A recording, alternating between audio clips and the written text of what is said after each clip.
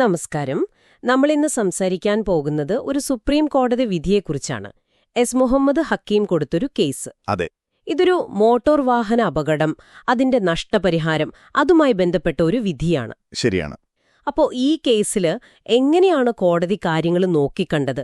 പ്രത്യേകിച്ച് പരിക്കേറ്റതിന് എഞ്ചിനീയറിംഗ് വിദ്യാർത്ഥി ആയതുകൊണ്ട് അയാളുടെ ഭാവിയൊക്കെ എങ്ങനെ കണക്കിലെടുത്തു? ഇതൊക്കെ നമുക്ക് നോക്കാം. നമ്മുടെ കയ്യിൽ ഈ വിധിയുടെ കോപ്പി തന്നെ ഉണ്ട്. അപ്പോ എന്താണ് ശരിക്കും നടന്നത്? അപകടം എങ്ങനെയായിരുന്നു? സംഭവം നടക്കുന്നത് 2017 ജനുവരി 7-നാണ്. ഈ ഹക്കിം അപ്പീൽ കൊടുത്തയാൾ, പുള്ളിക്കന്ന് 20 വയസ്സാണ്.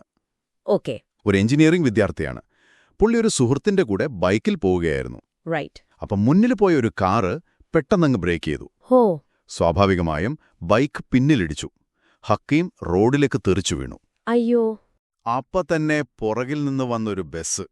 ആ ബസ് പുള്ളിയുടെ ശരീരത്തിലൂടെ കയറിയിറങ്ങി. ഓ മൈ ഗോഡ്, ഭയങ്കരം തന്നെ. അതെ, വളരെ സീരിയസായ ഒരു അപകടം.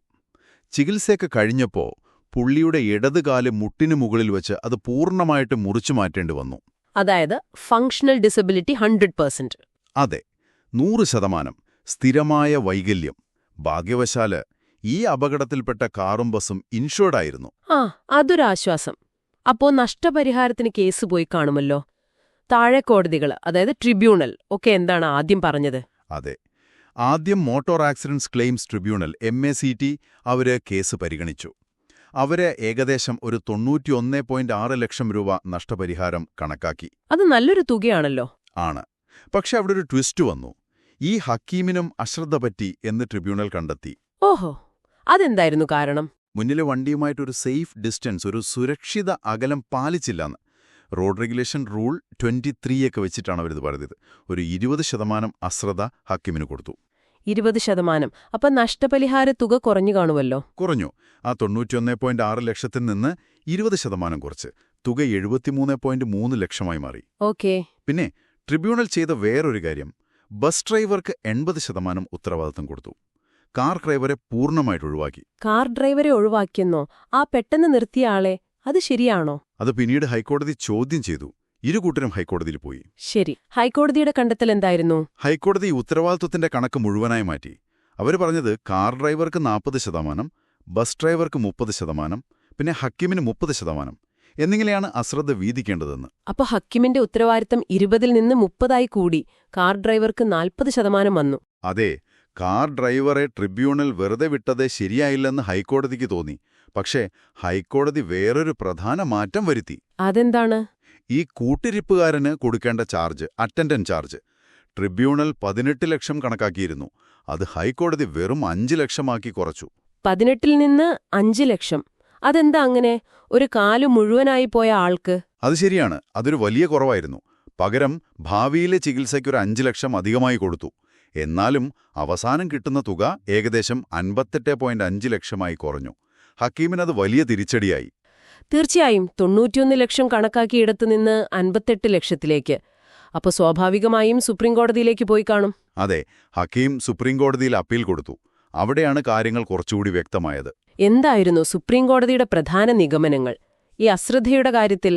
സുപ്രീംകോടതി ആദ്യം നോക്കിയത് അപകടത്തിന്റെ മൂലകാരണം എന്താണ് എന്നാണ്. ആ കാർ ഡ്രൈവർ ഹൈവേയിൽ പെട്ടെന്ന് നിർത്തിയതാണ് പ്രധാന പ്രശ്നമെന്ന് സുപ്രീംകോടതിയും ശരിവെച്ചു. ശരി. കാർ ഡ്രൈവർ ഒരു കാരണം പറഞ്ഞിരുന്നു. ഭാര്യയ്ക്ക് ഗർഭകാലത്ത് ഛർദി വന്നു, അതുകൊണ്ട് പെട്ടെന്ന് നിർത്തിയെന്ന്. പക്ഷേ സുപ്രീംകോടതി പറഞ്ഞു, അതൊരു ഹൈവേ ആണ്, അവിടെ വണ്ടികൾ നല്ല സ്പീഡിൽ വരും. അതെ അതെ. അങ്ങനെ പെട്ടെന്നൊരറിയിപ്പുമില്ലാതെ, ഒരു സിഗ്നലും കൊടുക്കാതെ നടുറോഡിൽ നിർത്തുന്നത് ശരിയല്ല. അത് വലിയ അശ്രദ്ധയാണ്. യുക്തിസഹമല്ല ആ വിശദീകരണം, അല്ലേ? തീർച്ചയായും.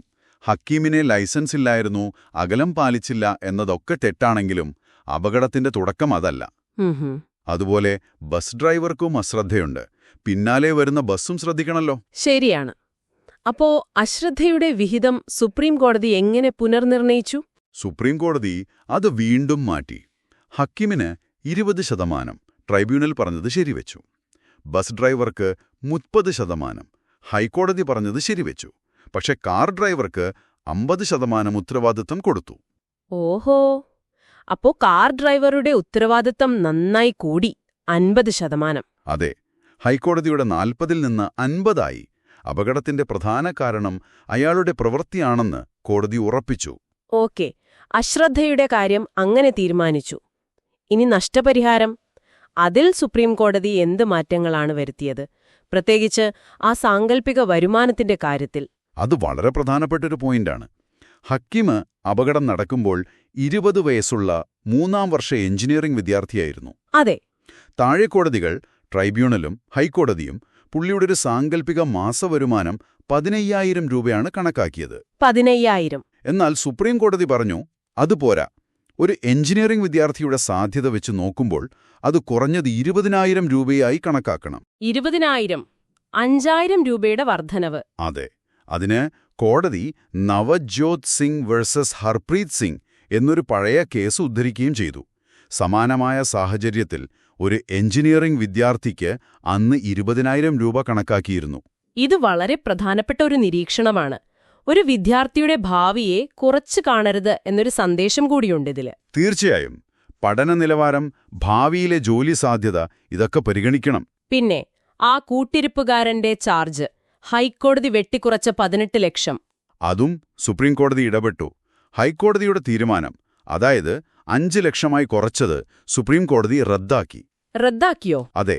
കോടതി പറഞ്ഞു, ഇടതുകാൽ പൂർണ്ണമായി നഷ്ടപ്പെട്ട ഒരാൾക്ക് ജീവിതകാലം മുഴുവൻ സഹായം വേണ്ടിവരും. അതുകൊണ്ട് ട്രിബ്യൂണൽ കണക്കാക്കിയ 18 ലക്ഷം രൂപ, അതായത് മാസം 6,000 വെച്ച് 25 കൊല്ലത്തേക്ക് ന്യായമാണ്. അത് പുനഃസ്ഥാപിച്ചു. അതൊരു വലിയ കാര്യമാണ്.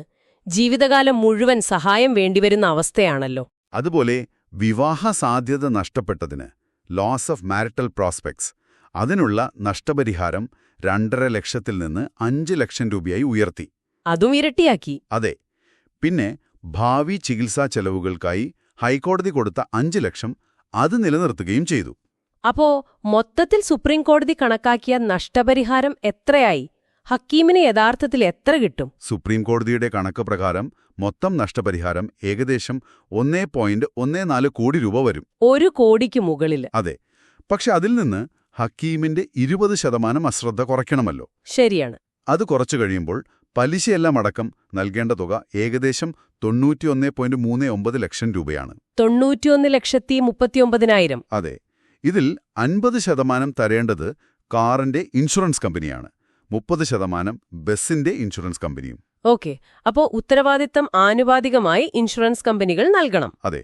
Insurance company number 3 car, insurance company number 1 bus എന്നിവർ യഥാക്രമം 50%, 30% നൽകണം. അപ്പോ ഈ കേസ് നമ്മളിങ്ങനെ വിശദമായി നോക്കുമ്പോൾ നിങ്ങൾ ശ്രദ്ധിക്കേണ്ട ചില കാര്യങ്ങളുണ്ട് അല്ലേ?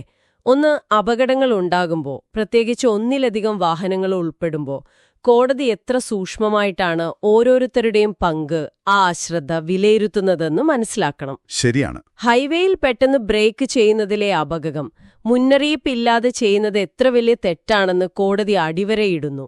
അതെ.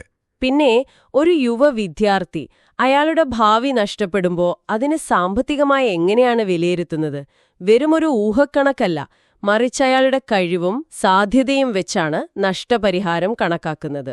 വളരെ പ്രധാനപ്പെട്ട നിരീക്ഷണമാണത്. അതുപോലെ ഈ അറ്റൻഡന്റ് ചാർജ് പോലെ ജീവിതകാലം മുഴുവൻ ആവശ്യമായി വരുന്ന സഹായങ്ങൾക്കുള്ള നഷ്ടപരിഹാരം ഉറപ്പാക്കുന്നതിലെ കോടതിയുടെ പങ്ക്.